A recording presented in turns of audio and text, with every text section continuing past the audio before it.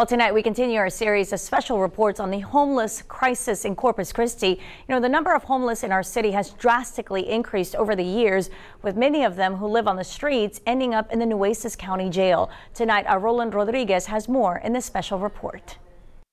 The homeless crisis in Nueces County has sparked much debate about what to do about the widespread problem. Nueces County Sheriff John Hooper says it appears that the Nueces County Jail might very well be the largest homeless shelter in the region.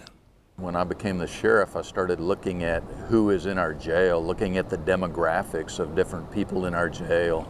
And the one we frequently talk about are the mental health care consumers in the jail, but closely related to that population of mental health care consumers as a homeless population. It's an epidemic and it's getting worse in our jail system. The Nueces County Jail has more than 980 inmates, and about 200 of those have been identified as homeless.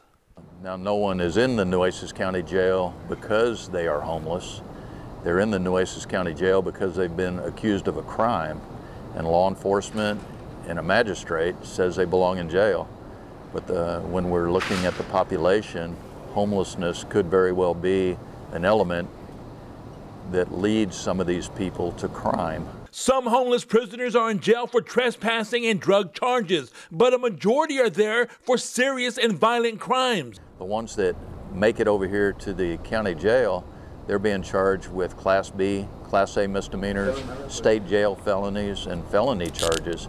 So they're here, most of them are going to be here long term. They're not people who can be PR bonded out. They can be bonded out easily, and if there is a bond for them,